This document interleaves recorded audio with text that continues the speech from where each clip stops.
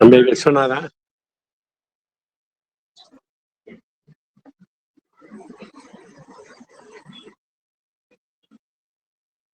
தம்பி விஸ்வநாதன் சார் சொல்லுங்க sir. Good evening sir. ஆரம்பிக்கலாம்ப்பா. Okay sir. ஓகேப்பா, தேங்க்யூப்பா, தேங்க்யூ. ஓகே.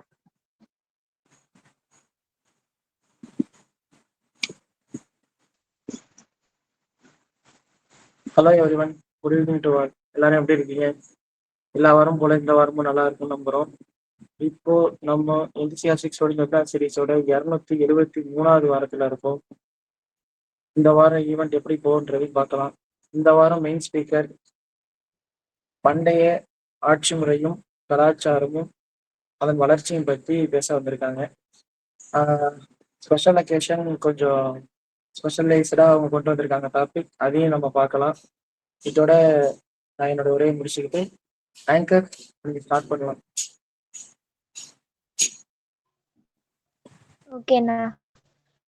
ஹலோ எவ்ரிவன், சீரீஸ்ல இது 273ஆம் வாரம். நான் ஆங்கரா பார்ட்டிசிபேட் பண்றத ரொம்ப சந்தோஷப்படுறேன். I'm D Kanimozhi from second B Com D.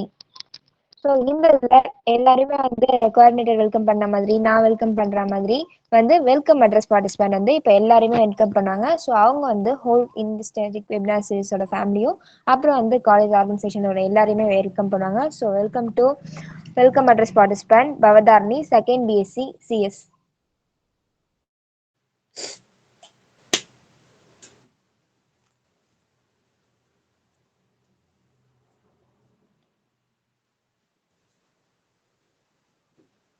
Okay. வார்த்தையால் வாழ்த்து கூறும் தருணம், விருந்துக்கென வைக்கப்படும் அருணம், வரவேற்கும் முறை தவிர்ந்திடனும் அன்பு மட்டுமே மிஞ்சி நிற்கும். அவையோர் அனைவருக்கும் என் அழகான இனிய மாலை வணக்கம். இன்று எங்கள் 273வது எந்தூசியாஸ்டிக் ஸ்டூடெண்ட்ஸ் வெபினார் சீரீஸில் கலந்து கொண்டு தலைமை தாங்கி சிறப்பித்து கொண்டிருக்கும் நம் கல்லூரியின் மதிப்பிற்குரிய மாண்பமை நீதி அரசர் அட்மினிஸ்ட்ரேட்டர் ஐயா அவர்களையும், மதிப்பிற்குரிய கல்லூரியின் முதல்வர் ஐயா அவர்களையும், அனைத்து துறை தலைவர்களையும், பேராசிரியர்களையும், நம் கல்லூரியின் நிர்வாகத்தை சிறப்போடு நிர்வகித்து கொண்டிருக்கும் காலை மற்றும் மாலை நேர நிர்வாகத்தினர்களையும் மற்றும் அலுவலக பணியாளர்கள், கண்காணிப்பாளர்கள், IQAC பொறுப்பாசிரியர்கள் மற்றும் இந்நாள் முன்னாள் இந்தூசியாஸ்டிக் ஸ்டூடெண்ட்ஸ் வெபினார் சீரீஸின் பொறுப்புகளையும் மற்றும் இன்று அறிமுக உரை வழங்கி கணினி அறிவியல் துறையில் இருந்து விஸ்வநாதன் அவர்களையும், திருக்குறள் வாசிக்கவிருக்கும் 2ஆம் ஆண்டு கணினி பயன்பாட்டு அறிவியல் துறையிலிருந்து வி தையல்நாயகி ஸ்பெஷல் அக்கேஷன் பேச்சாளர் ஆக பேசவிருக்கும் 2ஆம் ஆண்டு கணினி பயன்பாட்டு அறிவியல் துறையிலிருந்து என் சந்தோஷ் இந்நிகழ்வை சிறப்பாக தொகுத்து வழங்கி கொண்டிருக்கும் 2ஆம் ஆண்டு வணிகவியல் துறையிலிருந்து கனிமொழி மற்றும் இன்று சிறப்பு பேச்சாளராக பேசவிருக்கும் 1ஆம் ஆண்டு நுண்ணுயிரியல் துறையிலிருந்து சபரிநாதன் சிந்திக்க வைக்கும் வகையில் சிந்தனை களம் பேசவிருக்கும் 2ஆம் ஆண்டு கணினி பயன்பாட்டு அறிவியல் துறையிலிருந்து ஜெயபிரதா அடுத்து நன்றி கூறவிருக்கும் 1ஆம் ஆண்டு வணிகவியல் துறையிலிருந்து இலக்கியா அவர்களையும் மற்றும் இந்நிகழ்ச்சியில் கலந்து கொண்டு சிறப்பித்து கொண்டிருக்கும் உங்கள் அனைவரையும் வருக வருக என வரவேற்பதில் பெருமகிழ்ச்சி அடைகிறேன். நன்றி.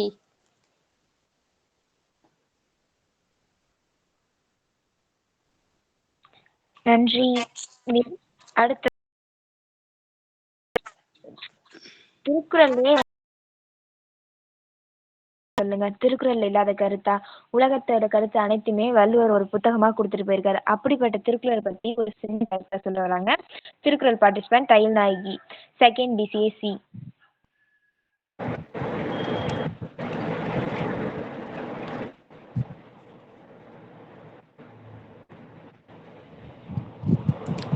குறள் எண் 734. அதிகாரம் நாடு. வாரம் 273. நான் தையல்நாயகி 2ஆம் ஆண்டை கணினி பயன்பாட்டியல் பிரிவில் பயின்று வருகிறேன். குறள். உருபசியும் ஓவா பிணியும் செருபகையும் சேராதியல்வது நாடு. குறளின் பொருள். மிகுந்த பசி, நீங்காத நோய், வெளியில் இருந்து வந்து தாக்கும் பகை ஆகிய இவை இல்லாமல் இருப்பது நாடு. பொருளின் விளக்கம். அதாவது ஒரு நல்ல நாடு எப்படி இருக்கணும்னா, பசியால வாடாத மக்கள், விலங்குகள், தீராத நோய் இல்லாம இருக்கக்கூடிய மக்கள், விலங்குகள், வெளியிலிருந்து மக்களுக்கு எந்த ஒரு பகையும் இல்லாம இருக்கக்கூடிய நாடு, அந்த 3 விஷயங்கள் இருக்கக்கூடிய நாடு தான் வந்து ஒரு நல்ல நாடுன்னு சொல்றாங்க. மீண்டும் குறள். உருபசியும் தீனியும் செருபகையும் சேராது இயல்வது நாடு. English meaning. A kingdom is that which continues to be free from excessive starvation, irremediable epidemics and destructive force. காட்சி பொருள். இங்க 3 காட்சி பொருள் வந்து கொடுத்துருக்காங்க. முதல் காட்சி பொருள் நமக்கு என்ன சொல்லுதுன்னா, ஒரு ஏழ்மை வீட்டுல ஒரு தாய் மகன் வந்து ஒரு பசியால வாடிட்டு இருக்காங்க. இரண்டாவது காட்சி பொருள் என்ன சொல்லுதுன்னா, ஒரு மனிதன் வந்து ஒரு தீராத நோயால பாதிக்கப்பட்டிருக்காரு. மூன்றாவது காட்சி பொருள் வந்து ஒரு மனிதருக்கு ஒரு பகைவர் இருக்காரு. Today's thought. Perfection is not attainable, but if we chase perfection, we can catch excellence. நம்ம பெர்ஃபெக்ஷனாக இருக்கிறதுக்கு நம்ம ட்ரை பண்ணோம்னா பெர்ஃபெக்ஷனையும் தாண்டி ஒரு படி மேலே நமக்கு ஒரு விஷயம் கிடைக்கும். அதுதான் எக்ஸலன்ஸ். தேங்க்யூ.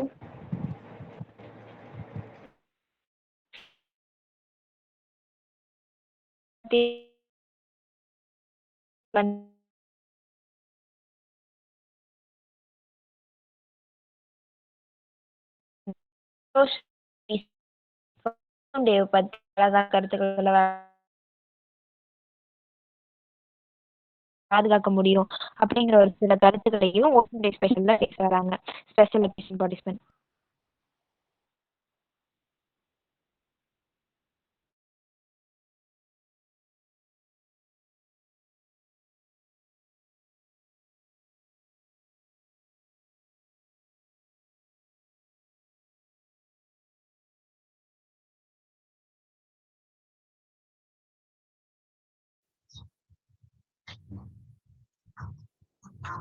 வணக்கம். மனுஷங்க வாழ்றதுக்கு மொத்தம் 3 விஷயம் தேவை. ஒண்ணு உணவு, இன்னொன்னு உடை, இன்னொன்னு நம்மளோட மேஜர் இருப்பிடமான இந்த இடத்த பாதுகாப்பது. அதை பாதுகாக்க நிறைய விஷயம் இருக்கு. பட் அதுல ஒரு முக்கியமான விஷயம் என்ன அப்படின்னா ஓசோன் லேயர். இது இன்விசிபிளா இருக்கும். எஸ், இது வந்து இன்விசிபிளா இருக்கும், யார் கண்ணுக்கும் தெரியாது. பட் இது பாக்குற வேலைக்கு இது வந்து ஒரு ஒரு அற்புதமான ஒரு கிஃப்ட் அப்படின்னு நம்ம வந்து சொல்லலாம். ஆனா இதுக்கு நம்ம எவ்வளவு நன்றி சொன்னாலும் இதுக்கு பத்தாது. எஸ், ஏன்னா இது வந்து அந்த அளவுக்கு ஒரு பெரிய விஷயத்த ஒரு ஒரு பெரிய இம்பாக்ட நம்ம வாழ்க்கையில கிரியேட் பண்ணுது. இன்னைக்கு நம்ம தினம் பண்ற விஷயத்துல தெரிஞ்சோ தெரியாமலோ இந்த ஓசோன் லேயருக்கு நிறைய நம்ம தீங்கு தான் விளம்பிச்சுட்டு இருக்கோம். Of course we are doing many harmful things to it. அந்த ஹார்ம்ஃபுல்லான திங்ஸை நம்ம பண்ற நமக்கு ஒரு அவேர்னஸ் டே தான் இது. I'm Santhosh and this is world ozone day. இந்த வேர்ல்டு ஓசோன் டே பத்தி பாக்கிறதுக்கு முன்னாடி ஓசோன் லேயர்னா என்ன, இது எப்படி வந்து ஆக்சுவலி கண்டுபிடிக்கப்பட்டது அப்படின்னு சொல்லி நம்ம பார்க்கணும். இந்த ஓசோன் லேயர் அப்படின்றத ஃபர்ஸ்ட் காயின் பண்ணவர் யார் அப்படின்னா ஜெர்மனி கெமிஸ்ட். அவர் பேர் வந்து கிறிஸ்டியன் ஃப்ரெட்ரிச் ஸ்கான்பியன். இவரு 1840s ஓசோன் அப்படின்ற ஒரு சப்ஸ்டன்ஸ் இருக்கு, அந்த சப்ஸ்டன்ஸ்க்கு வந்து என்னன்னா ஒரு யூனிக் ஸ்மெல், ஒரு டிஃப்ரெண்ட் ஸ்மெல் இருக்கிறதுனால அதுக்கு வந்து ஒரு கிரீக் வேர்ட் இருக்கு. Greek word ozein. அந்த கிரீக் வேர்ட் ஓசின்க்கு என்ன பொருள் அப்படின்னா ஒரு ஸ்மெல் அப்படின்னு சொல்லி ஒரு பொருள். ஸோ அந்த பேரையே எடுத்து இந்த ஓசோன்ல இருக்கான இந்த ஓசோன் அப்படின்ற ஒரு சப்ஸ்டன்ஸ்க்கு வச்சுட்டாங்க. ஸோ அன்னையில இருந்து தான் இந்த ஓசோன் அப்படின்ற ஒரு டேர்ம் காயின் ஆயிருக்கு. ஸோ இந்த டேர்ம் காயின் ஆன பிறகு கரெக்டா 25 வருஷம் கழிச்சு, அதாவது 1865ல சுவிட்சர்லாந்துல இருக்கிற ஒரு கெமிஸ்ட், அவர் பேரு ஜாக்வஸ் லூயிஸ் சோரெட். இவர் வந்து என்ன பண்றாரு, அந்த ஓசோன் அப்படின்றது just it is not a substance, but அது வந்து 3 ஆக்சிஜன் ஆட்டம் சேர்ந்து உருவான ஒரு மாலிகுல் அப்படின்னு சொல்லி அதை கண்டுபிடிக்கிறாங்க. ஸோ அதுக்கப்புறம் தான் வந்து இந்த ஓசோன் லேயரை பத்தி எல்லாருக்கும் பரப்புறாங்க, ரிசர்ச் பேப்பர்ஸ் எல்லாம் வெளியாகுது. அதுக்கப்புறம் தான் இந்த ஓசோன் லேயரே வந்து ஃபவுண்ட் பண்றாங்க. சரி, அப்படி இந்த ஓசோன் லேயரை நம்ம பாதுகாக்கல காப்பாத்துறோம்னா அப்படி என்ன ஆகும் அப்படின்னா, சிம்பிள்.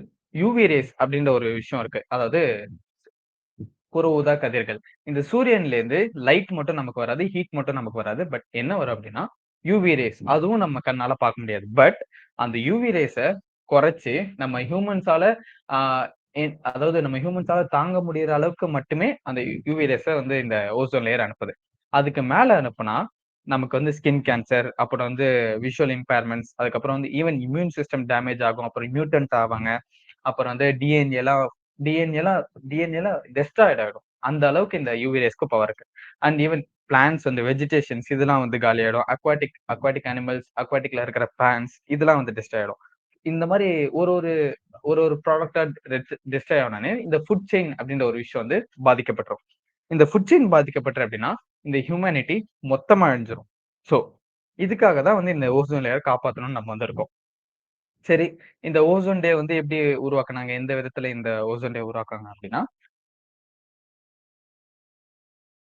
ஆர்கனைசேஷன் தான் 1987ல 16th செப்டம்பர் அந்த டேல இந்த ஓசோன் லேயரை அழிக்கிற, அதாவது ஓசோன் லேயர் டிப்ளீட்டிங் சப்ஸ்டன்ஸ் அப்படின்னு சொல்லி சில சப்ஸ்டன்சஸ் இருக்கு. அதுக்கு வந்து பேன் போட்டு வச்சாங்க. அதாவது இந்த சப்ஸ்டன்சஸ் எல்லாம் யூஸ் பண்ணா ஓசோன் லேயருக்கு தீங்கு அப்படின்னு சொல்லி முடிவு பண்ண சப்ஸ்டன்சஸை இவங்க பேன் பண்ணாங்க. அதே மாதிரி அந்த சப்ஸ்டன்ஸோட ப்ரொடக்ஷன் இருக்கு இல்லையா, அதையும் வந்து இவங்க லிமிட் பண்ணாங்க. இந்த மாதிரி லிமிட் பண்ண ப்ராடக்ட்ஸ்ல என்னென்னலாம் வரும்னா, இந்த நம்ம வீட்ல யூஸ் பண்ற ஃப்ரிட்ஜ், ஏசி, அப்புறம் வந்து அதர் கூலிங் ப்ராடக்ட்ஸ், இந்த மாதிரி ப்ராடக்ட்ஸ்லாம் வந்து இந்த கேஸஸ் அப்படின்ற ஒண்ணு யூஸ் பண்ணுவாங்க. இந்த கேஸஸ் வந்து அந்த ஃப்ரிட்ஜுக்குள்ளே இருக்கிற வரையும் எதுவுமே ஆகாது. பட் இந்த கேஸஸ் வந்து எப்போ அந்த ஃப்ரிட்ஜ்ல இருந்து அந்த கூலிங் மெட்டீரியல்ஸ்ல இருந்து வெளில வருதோ, அப்போ இந்த கேஸஸ் எல்லாம் சேர்ந்து இந்த நம்மளோட ஓசோன் லேயரை வந்து டிப்ளீட் பண்ணும். அதாவது நம்மளோட ஓசோன் லேயரை அழிக்கும். சோ இந்த மாதிரி அழிக்கிற பொருள்கள் எல்லாம் வந்து இந்த மொன்ட்ரியல் புரோட்டோகால் அப்படி அவங்க வந்து பேன் பண்ணாங்க. இது எப்போ நடந்தது அப்படின்னா செப்டம்பர் 16, 1987. இப்போ இவங்க பேன் பண்ணதுக்கு அப்புறம் கரெக்டா 1994ல United Nations of General Assembly அப்படின்ற ஒரு ஒரு ஆர்கனைசேஷன் அவங்க என்ன பண்ணாங்கன்னா, சரி ஓகே, இதுக்கு மேல வந்து நம்மளோட கார்பன் டை ஆக்சைடு ப்ரொடக்ஷனா இருக்கட்டும், அதுக்கப்புறம் கார்பன் மோனாக்சைடு ப்ரொடக்ஷனா இருக்கட்டும், இதெல்லாம் வந்து நம்ம வெஹிக்கல்ஸ்ல இல்ல நம்ம யூஸ் பண்ற ஃபேக்டரியில ரொம்ப அதிகமா ப்ரொடியூஸ் ஆகுது. அதனால அவங்க என்ன பண்ணாங்க அப்படின்னா 1987ல எடுத்த அந்த முடிவையே இப்பயும் எடுக்கிறாங்க. அதாவது என்னன்னா பேன் பண்றாங்க, அதே மாதிரி லிமிட் பண்றாங்க. பட் இந்த தடவை என்ன பண்றாங்க அப்படின்னா, அது ஜஸ்ட் பேன் அண்ட் லிமிட் மட்டும் பண்ணாம அது வந்து ஒரு அவேர்னஸா பரப்புறாங்க. அந்த ஒரு அவேர்னஸா பரப்புன நாள் தான் செப்டம்பர் 16. அந்த டேவை இன்டர்நேஷனல் ஓசோன் டே அப்படின்னு சொல்லி கொண்டாடுறாங்க. இந்த டே எதுக்காக அப்படின்னா, சிம்பிளா மனிதர்களால தான் இந்த ஓசோன் லேயர் அழிக்கப்படுது. இன்ச் பை இன்ச்சா அழிக்கப்படுது. சோ அதை தடுக்கிறதுக்கு இந்த மனிதர்கள்கிட்டயே அவேர்னஸா பரப்போம். அவங்க அவங்க வந்து எந்த அளவுக்கு இத பாதிக்கிறாங்க அப்படின்னு சொல்லுவாங்க. இந்த ஓசோன் லேயர் அப்படி விட்டுட்டா நிறைய விஷயம் நடக்கும். நான் முன்னாடியே சொன்ன மாதிரி யூவி ரேஸ் வந்து நிறைய மியூட்டன்ட்லாம் நடக்கும். அதுக்கப்புறம் பிளான்ட்ஸ் அண்ட் வெஜிடேஷன்ஸ் எல்லாமே காலியாயிடும். அதே மாதிரி இந்த ஆர்டிக் சர்க்கிள்ஸ், அண்டார்டிக் சர்க்கிள்ஸ்லாம் இருக்குல்ல, இதுல இருக்கிற பனிப்பாறைகளும் அண்ட் நம்ம எதை நோக்கி போறோம் அப்படின்னா, இந்த ஓசோன் லேயர்ல இருக்கிற ஹோல் இதை வந்து நம்ம இன்ச் பை இன்ச்சா அடைச்சுக்கிட்டே வரும். எப்படி அப்படின்னா, சிம்பிள் ஃபாரஸ்டேஷன், அதாவது பிளான்ட்ஸ் நடுறதா இருக்கட்டும், நிறைய ட்ரீஸ் நடுறதா இருக்கட்டும், இந்த மாதிரி நிறைய வெஜிடேஷன்ஸை பரப்புறதுனாலயும், அதே மாதிரி வேஸ்டேஜஸை வந்து கண்ட்ரோல் பண்றதுனாலயும், கேசஸ் இதெல்லாம் வந்து கண்ட்ரோல் பண்றதுனாலயும் நம்ம வந்து இந்த ஓசோன் லேயரை கொஞ்சம் கொஞ்சமா அழிஞ்சிட்டு இருக்கோம். பை 2026 நம்ம என்ன என்ன முடிவு எடுத்திருக்கோம் அப்படின்னா, இந்த ஓசோன் லேயர் 100%, அதாவது முழுமையா இந்த ஓசோன் லேயர் நம்ம மனுஷங்க வர்றதுக்கு முன்னாடி எப்படி இருந்ததோ அதே மாதிரி 100% இந்த ஓசோன் லேயர் ரெக்கவர் ஆகும் அப்படின்னு சொல்லி நம்ம நம்பிக்கை வச்சிருக்கோம். அண்ட் லாஸ்டா நான் என்ன சொல்லணும் விரும்புறேன் அப்படின்னா, சுற்றுச்சூழலை தூய்மைப்படுத்தி ஓசோன் படலத்திற்கு பாதுகாப்பு கவசம் கொடுத்து வருங்கால சங்கதியரை வாழ வழி செய்வோம். ரொம்ப நன்றி. தேங்க்யூ. நன்றி. ஓசோன் லேயரை பத்தி அழகாவே சொன்னாங்க. அதுல என்னென்னன்னா நம்ம அழிச்சிருக்கோம், திருப்பி அதை எப்படி ரெக்கவர் பண்ணலாம் அப்படின்னு சொல்லிட்டு ஸ்பெஷல் ஐட்டம்ஸ்லாம் சொன்னாங்க. ஸோ நெக்ஸ்ட் நம்ம வெபினாரில் மெயின் ஸ்பீக்கர் தான். மெயின் ஸ்பீக்கர் பேச போகிற டாப்பிக்கே கொஞ்சம் இன்ட்ரெஸ்டாக இருக்கும்ப்பா. எப்படின்னா இப்போ சங்க காலத்தை பற்றி, அந்த ஆட்சி முறை வளர்ச்சி அதை பற்றிலாம் பேச போகிறாங்க. அந்த டாப்பிக்கை கேட்கவே ஒரு இன்ட்ரெஸ்ட் இருக்கும். ஸோ எனிபடிஸ் இந்த கதை ஸ்டோரி கேட்குறதுலாம் இன்ட்ரெஸ்டாக இருந்தால் உங்களுக்கு இந்த டாபிக் ரொம்பவே பிடிக்கும். ஸோ அடுத்த மெயின் ஸ்பீக்கரை வெல்கம் பண்ணலாம். R Sabarinathan, second BSc biotech. Good evening to all. enthusiastic student webinar series week 273. நீங்கள் நான் எதை பற்றி பேச போகிறேன்னு பார்த்தீங்கன்னா, சங்க கால ஆட்சி முறையும் நம்மளோட கலாச்சார வளர்ச்சியும். நம்முடைய சங்க காலமோ இந்த கலாச்சாரமோ எதை சார்ந்து இருக்குன்னா, நம்மோட மொழி, நம்முடைய தமிழை பற்றி தான் இருக்குது. உலகத்தில் பழமையான மொழிகள்னு சொல்லுவாங்க இல்லையா, சுமேரியன், எகிப்தியன், சமஸ்கிருதம், கிரேக்கம், லத்தீன். நான் இப்போ சொன்ன மொழிகளெல்லாம் பாதி இல்லாமல் போயிடுச்சு, ஒரு கழிஞ்சிருச்சு. ஒரு சில மொழிகள்லாம் எதுக்கு, எந்த மாநிலத்துக்கு, எந்த மக்களுக்கு தாய்மொழியா இருக்குன்னே தெரியல. ஆனா நம்ம தமிழ் இருக்கு இல்லையா, ஒவ்வொரு காலகட்டத்திலையும் ஒவ்வொரு நூற்றாண்டுலையும் புதுப்பிச்சுக்கிட்டே வருது தன்னை. இலக்கியங்கள் மூலமாகவோ, அப்பப்ப தோன்ற அந்த இலக்கண விதிகள் மூலமாகவோ, அப்ப இருக்க அந்த புலவர்களோ கவிஞர்களோ அவங்க மூலமா நம்ம என்ன பண்றதுன்னா, அந்த மொழி தன்னைத்தானே புதுப்பிச்சுக்கிட்டு இருக்கு.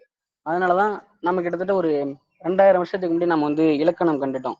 1000 வருஷத்துக்கு முன்னாடியே கற்கோயில் கண்டுட்டோம். 3000 வருஷத்துக்கு முன்னாடியே இலக்கியங்கள் கண்டுட்டோம். 4000 வருஷத்துக்கு முன்னாடி இரும்பை பயன்படுத்திட்டோம். 5000 வருஷம் ஏன் அதுக்கு முன்னாடியே நம்ம என்ன பண்ணிட்டோம்னா நாகரிகம் பண்பாடெல்லாம் நம்ம வளர்த்துக்க ஆரம்பிச்சிட்டோம். இன்னைக்கு கூட நம்ம பூம்புகார்ல கூட வந்து தொல்லியல் ஆய்வுகள்லாம் ஆரம்பிச்சிட்டாங்க இல்லையா? நாம அவ்வளவு பழமையானவர்கள். இப்போ நம்ம இந்தியாவிலே எது பழமையான நாகரிகம்னு கேட்டா மொஹஞ்சதாரோ சிந்து தான் சொல்லுவோம்.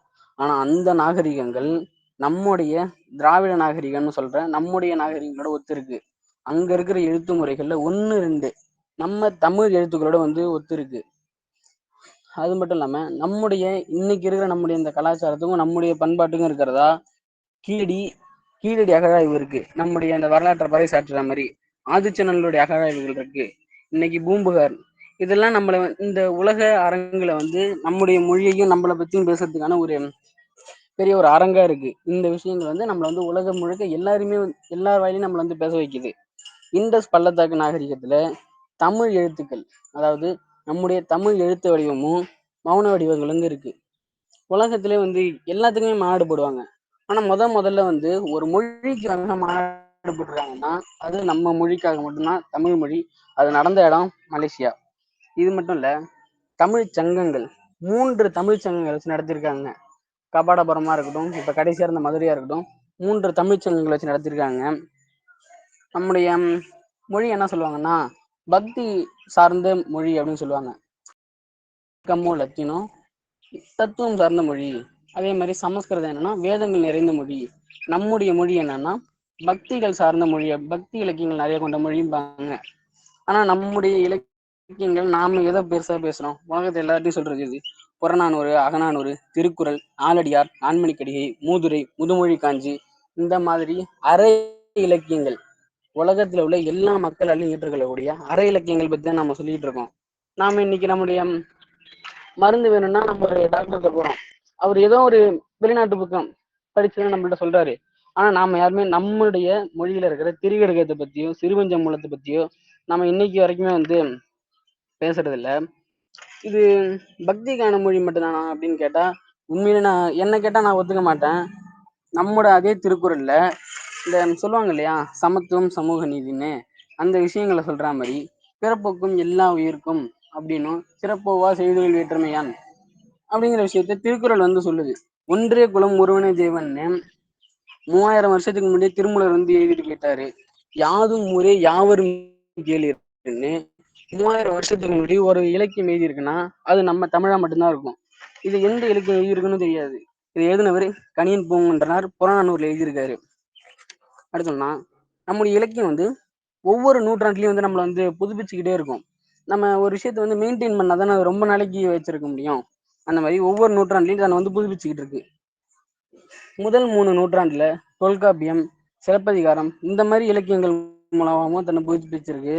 அடுத்த ஒரு 3 நூற்றாண்டு 3ல இருந்து 6 நூற்றாண்டுல அற இலக்கியங்கள் நிறைய தோன்றியிருக்கு. திருக்குறளா இருக்கட்டும், நாலடியாரா இருக்கட்டும், இன்னா 40 இந்த மாதிரி இலக்கியங்கள் தொடர்ந்து அடுத்த நூற்றாண்டுகள்ல வந்து வந்துகிட்டு இருக்கு. 6ல இருந்து 12 நூற்றாண்டு நம்ம மொழியில பக்தி இலக்கியங்கள் அதிகமா வந்தது. தேவாரமா இருக்கட்டும், 4000 திவ்ய பிரபந்தம், 12 திருமுறைகள். இப்ப என்னன்னா சோழர்கள் வந்து அப்பதான் வந்து ஆட்சியில மேலோங்கி இருந்தாங்க. அந்த காலகட்டத்துல பக்தி இலக்கியத்துக்கு வந்து அதிகமான முக்கியத்துவங்கள் கொடுத்து வளரப்பட்டது. திருவாசகம் கூட சொல்லுவேன். திருவாசகமும் அந்த காலகட்டத்துல வந்து நிறைய இப்ப கூட நம்ம சொல்லுவோம் இல்லையா, திருவாசகத்தை பத்தி பேசாத கோயில்களே கிடையாது. எல்லா கோயில்களையும் திருவாசகம் வந்து கண்டிப்பா ஓதுவாங்க. அது 11 நூற்றாண்டுல என்ன பண்றாங்கன்னு கேட்டா பாண்டியர்களுடைய ஆட்சி முடியுது. அதாவது தமிழ்நாட்டை தமிழர்கள் ஆண்டது முடியுது. ஆனா அப்பயும் இந்த இலக்கியம் முடியல. நாயக்கர் ஆட்சிக்கு கீழவும் திருப்புகழ், வில்லி பாரதம், அப்ப சிற்றிலக்கியங்கள் வந்து உருவாகுது. தூது, உலா இந்த மாதிரி. அப்பயும் அப்ப அதுக்கேற்ற மாதிரி இந்த மொழி என்ன பண்ணுதுன்னா தன்னை புதுப்பிச்சுக்குது. 10ஆம் நூற்றாண்டு 19ஆம் நூற்றாண்டு காலனி ஆதிக்கம் அப்பதான் தோன்றுறாங்க. வள்ளலாருடைய திருவருட்பாவா இருக்கட்டும், பாரதியார் அவர் எழுதாததே இல்லை, நம்ம சொல்ல வேண்டிய அவசியமே இல்லை. இந்த மாதிரி கவிஞர்களோ புலவர்களோ என்ன பண்றாங்கன்னா வந்து காலனி ஆதிக்கத்திலையும் தன்னுடைய மொழியை வந்து மேலோங்கி கொண்டு போறாங்க. அதுக்கடுத்து இப்ப நாம இருக்கிற 21ஆம் நூற்றாண்டு 20ஆம் நூற்றாண்டோட பிற்பகுதி.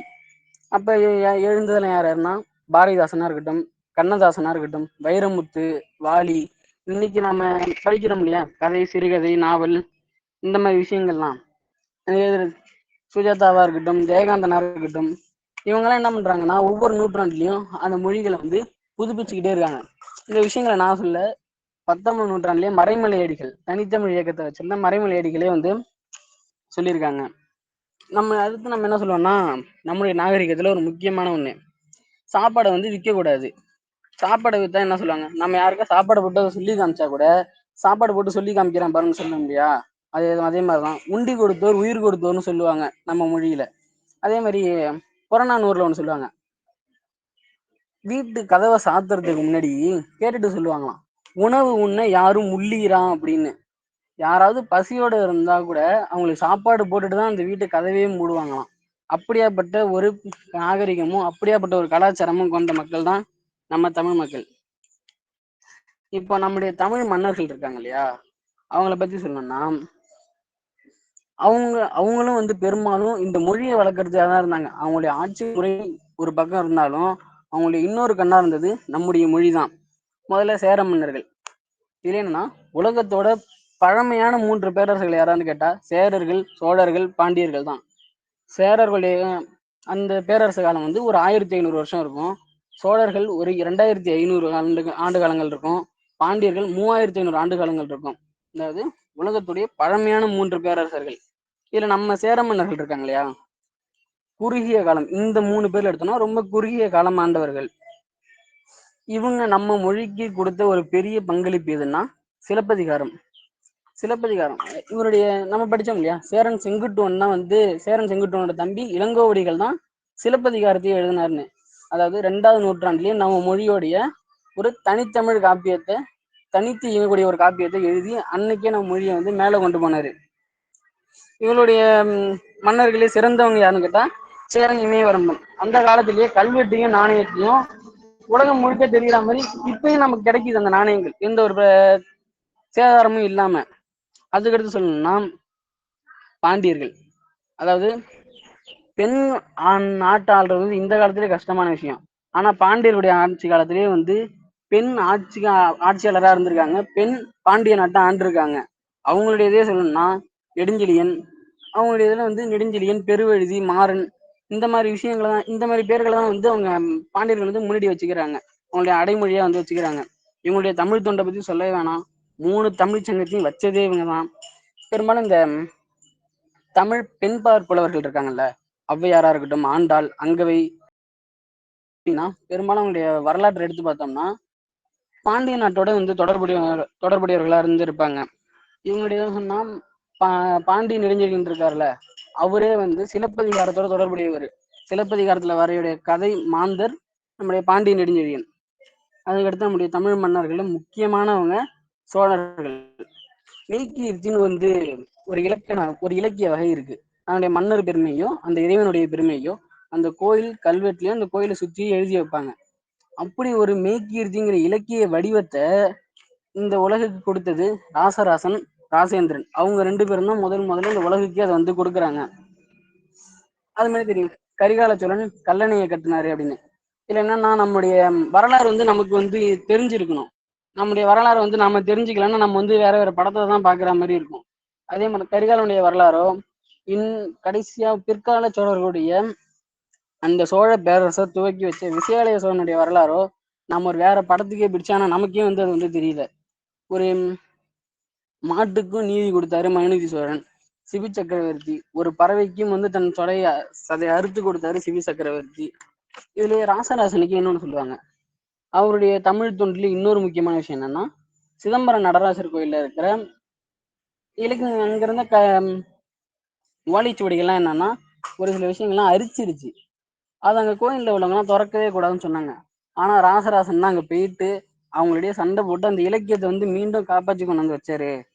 இதுவே வந்து நம்ம மொழிக்கு வந்து அவர் செஞ்ச ஒரு மிகப்பெரிய பங்கு தானே இது.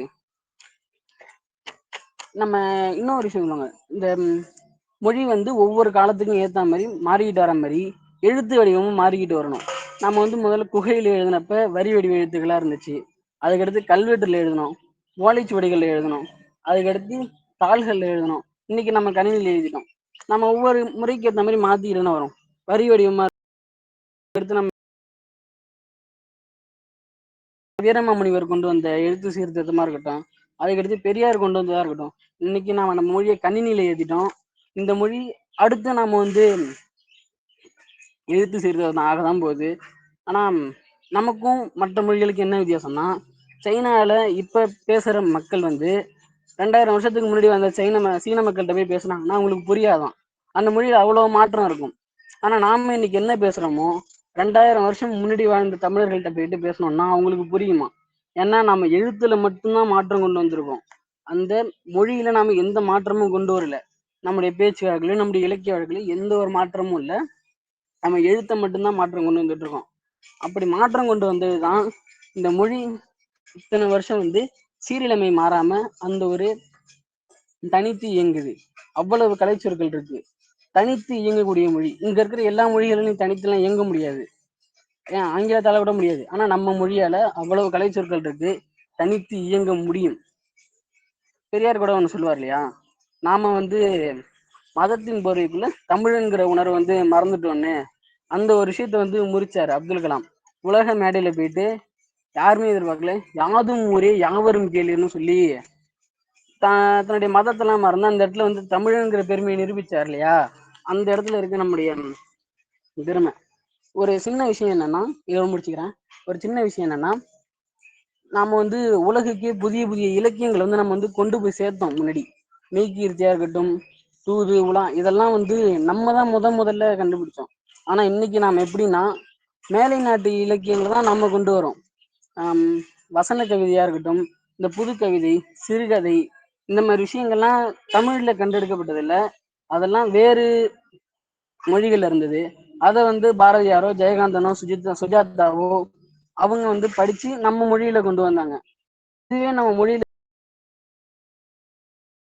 முழுக்க இலக்கியத்தை கொடுத்தோம். ஆனா இன்னைக்கு நம்ம இலக்கியத்தையும் நம்ம புதுசா நம்முடைய நூல்களை உருவாக்குறதுக்கு வேற ஒரு மொழியை சார்ந்து இருக்கும். அந்த விஷயங்களை தான் நம்ம இங்க கொண்டு வரோம். அதுதான் கொஞ்சம் இதா இருக்கு. நன்றி, வணக்கம்.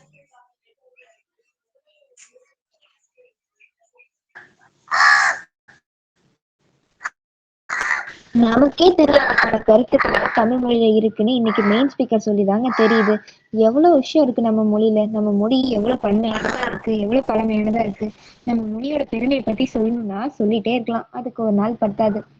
ஸோ ரொம்பவே சூப்பரா பேசின மெயின் ஸ்பீக்கருக்கு வாழ்த்துக்கள். அடுத்ததா okay to GK participant. Today to thoughts to facts அப்படிங்கிற டாபிக்ல ஜெயபிரதா செகண்ட் பிசிஏல இருந்து பேச வராங்க இன்னைக்கு ஓகே டு ஜிகே.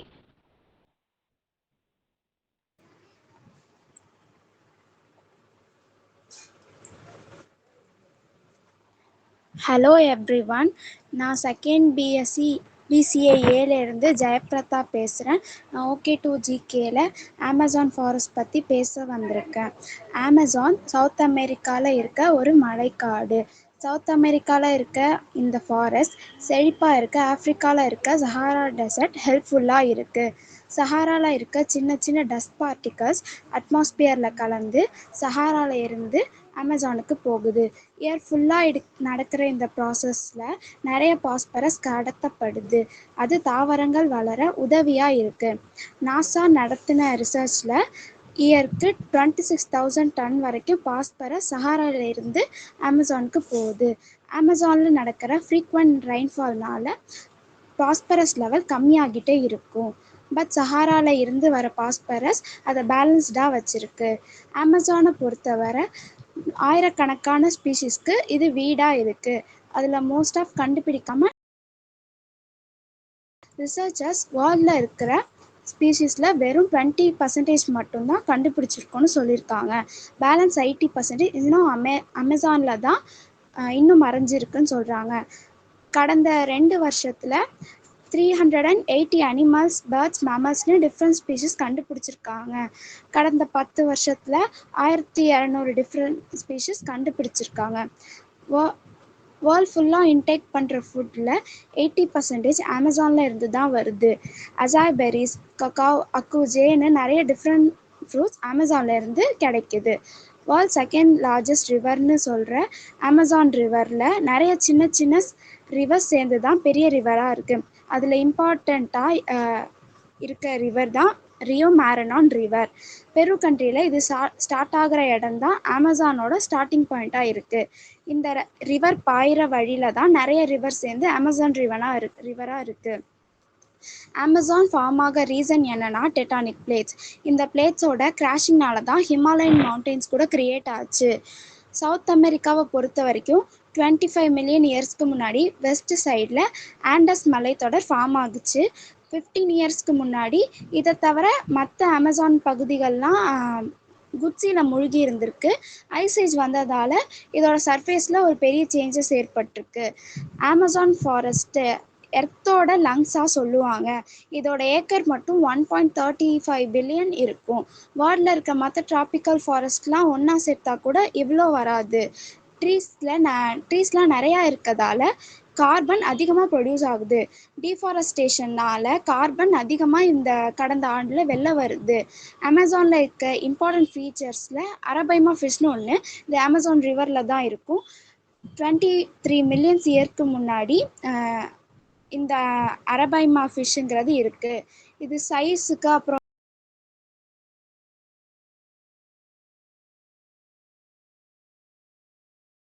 ஸ்கேல்ஸ்லாம் குட்டியாக இருக்கிறதுனால டால்ஃபின்ஸ் மாதிரி தண்ணிக்கு மேலே வந்து தான் இதால் மூச்சு விட முடியும். இதனால் லேண்டில் கூட 24 மணி நேரம் இருக்க முடியும். மீனவர்கள் அதிகமாக இதை மீன் பிடிக்கிறதுனால இது ஒரு என்டேஞ்சர்டு ஸ்பீஷிஸ் லிஸ்ட்டில் இருக்குது. அமேசானை டோட்டலாக 4 லேயர்ஸாக பிரிக்கலாம்.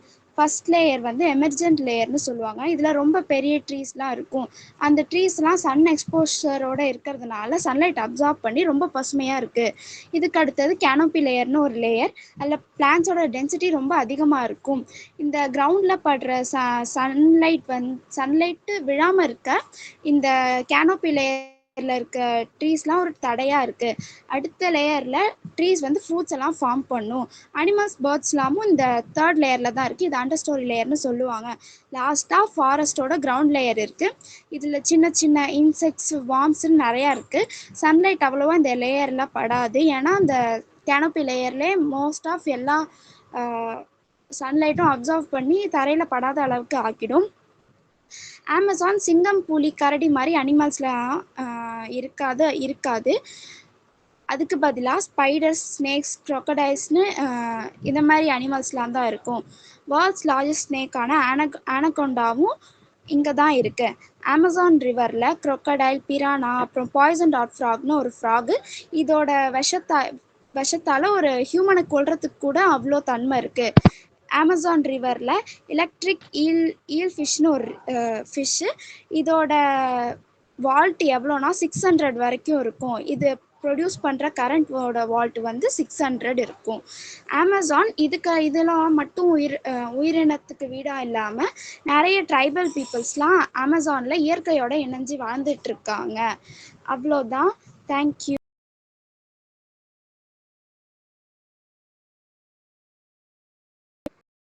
ஆல் ஆஃபீஸர் கிரேட் வேலைவாய்ப்பு. தேங்க்யூ. சூப்பர். இன்னைக்கு நிறைய ஃபாரஸ்ட் பத்தி, அனிமல்ஸ் பத்தி நிறைய இன்ட்ரெஸ்டிங்கான ஃபேக்ட்ஸ்லாம் சொன்னீங்க. எனக்கு ஓகே டு ஜிகே வந்து ரொம்ப இன்ட்ரெஸ்டிங்காகவே இருந்துச்சு. தேங்க்யூ ஜெயபிரதா. நெக்ஸ்ட் வந்து நம்ம ஓட் ஆஃப் தேங்க்ஸ் பார்ட்டிசிபென்ட் தான். அடுத்து வந்து வரும்போது எப்படி வெல்கம் அட்ரஸ் சொல்லி எல்லாரையும் வார்மாக வெல்கம் பண்ணாங்களோ அதே மாதிரி நம்ம பார்ட்டிசிபென்ட் எல்லாருக்குமே ஒரு தேங்க்ஸ் சொல்லி அவங்களோட ஈவெண்ட்ஸ் அப்ரிஷியேட் பண்ணுற மாதிரிமா ஓட் ஆஃப் தேங்க்ஸ் பார்ட்டிசிபென்ட் வர போகிறாங்க. Ilakkiya first B Com A. அனைவருக்கும் இனிய மாலை வணக்கம். Every warm good evening to all. இன்றைய வெபினார் அறிவின் பண்டிகை, a true celebrations of knowledge. ஒவ்வொரு சொல்லும் இன்ஸ்பிரேஷன், ஒவ்வொரு சிந்தனை motivation. Learning is not just listening, அது வாழ்க்கையை மாற்றும் இக்னேஷன். இந்த மேடையில் ஐடியாஸ் மட்டும் அல்ல, ட்ரீம்ஸ்க்கும் நியூ வைன்ஸ் கிடைக்கும். எவ்ரி ஸ்பீக்கர் இஸ் ஸ்பார்க், அது நம்மை சக்சஸ் ட்ராக்கிற்கு அழைக்கும். இன்று நாம் தொடங்குவது ஒரு சிம்பிள் செக்ஷன் அல்ல, it's a powerful journey towards growth and excellence. இன்றைய நிகழ்விற்கு வருகை புரிந்து சிறப்பித்த மதிப்பிற்கும் மரியாதைக்குரிய நம் கல்லூரியின் முதல்வர் ஐயா அவர்கள், அட்மினிஸ்ட்ரேட்டர் நிதி அரசர் அவர்கள், நம் கல்லூரி நிர்வாகத்திற்கும் IQAC பொறுப்பு ஆசிரியர்கள், அனைத்து துறை தலைவர்கள், பேராசிரியர்கள், மாணவர்கள், காலை மற்றும் மாலை நேர அலுவலக பணியாளர்கள், ஆசிரியர் அல்லாத பணியாளர்கள் மற்றும் அனைவருக்கும் நன்றியை உரித்தாக்குகிறோம். இன்றைய நிகழ்வில் அறிமுக உரை வழங்கிய 3ஆம் ஆண்டு கணினி அறிவியல் துறையிலிருந்து விஸ்வநாதன் அவர்களுக்கும், தொகுப்புரை வழங்கிய 3ஆம் ஆண்டு வணிகவியல் துறையிலிருந்து கார்த்திகேயன் அவர்களையும், உலக ஓசோன் தினத்தை பற்றி சிறப்பாக பேசிய துறை நிகழ்வு அமைப்பாளர் சந்தோஷ் அவர்களுக்கும், இந்நிகழ்வை சிறப்பாக தொடங்க வைத்து வழங்கிய 2ஆம் ஆண்டு வணிகவியல் துறையிலிருந்து கனிமொழி அவர்களையும், திருக்குறள் வழங்கிய 2ஆம் ஆண்டு கணினி பயன்பாட்டு துறையிலிருந்து இன்றைய நிகழ்வில் வரவேற்புரை வழங்கிய 2ஆம் ஆண்டு கணினி அறிவியல் துறையிலிருந்து பவதாரணி அவர்களையும், சங்ககால ஆட்சி முறையும் கலாச்சார வளர்ச்சியும் சிறப்பாக பேசிய 2ஆம் ஆண்டு உயிரி தொழில்நுட்பம் துறையிலிருந்து சபரிநாத் அவர்களையும், இன்றைய நிகழ்வில் ஓகே டு ஜிகே வழங்கிய 2ஆம் ஆண்டு கணினி பயன்பாட்டு துறையிலிருந்து ஜெயபிரதா அவர்களையும், இந்த நிகழ்வு முழுவதும் கலந்து கொண்டு சிறப்பித்த உங்கள் அனைவருக்கும் என் மனமார்ந்த நன்றியை தெரிவித்துக் கொள்கிறேன். எந்தோசியஸ்டிக் ஸ்டூடெண்ட்ஸ் நாலேஜ் ரிசோர்ஸ்க்கும் என் மனமார்ந்த நன்றியை தெரிவித்துக் கொள்கிறேன். நன்றி நன்றி நன்றி.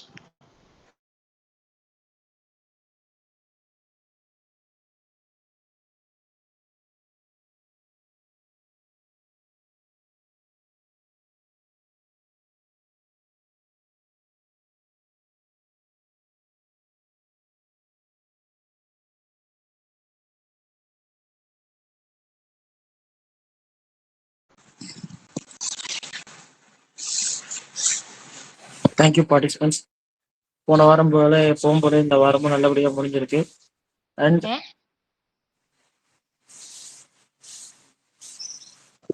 கனிமொழி நீங்க பார்த்து நாங்க பார்த்து வர ஓகேண்ணா.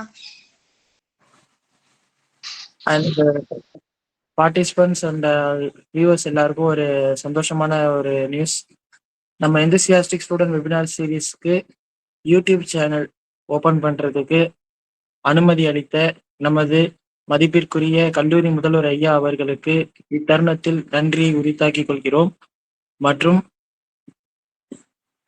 இன்று நடந்த நிகழ்வை குறித்து நம் முதல்வர் ஐயாவிடம் கருத்துக்களை கேட்போம். சார். அனைவருக்கும் வணக்கம்.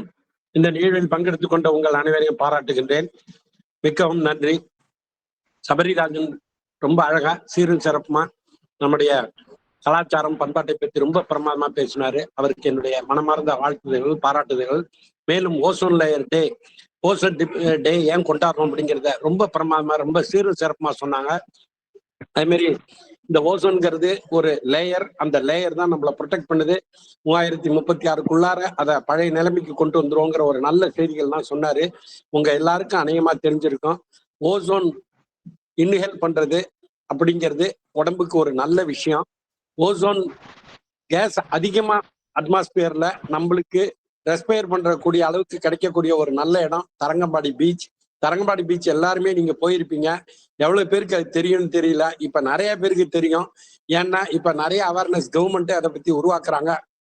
அதனால அடுத்த முறை நீங்க அங்க போகும்பொழுது ஒரு இடத்துல அமைதியா உட்காந்து நல்லா எக்ஸ்ஹேல் பண்ணி இன்ஹேல் பண்ணும்படி கேட்டுக்கொள்கிறேன். அதுவும் இப்ப டூரிஸ்ட் ஏரியாவா மாத்தினதுனால நிறைய அந்த ஏரியால நிறைய ஷாப்ஸ் அந்த மாதிரி நிறைய ஸ்நாக்ஸ் சாப்பிட்ற இடம் எல்லாத்தையுமே திறந்துருக்காங்க. அதுல உள்ள நிறைய ஸ்நாக்ஸ் வந்து ஜங்க் ஃபுட்டா இருக்கு. அதை கொஞ்சம் அவாய்ட் பண்ணும்படி கேட்டுக்கொள்கிறேன்.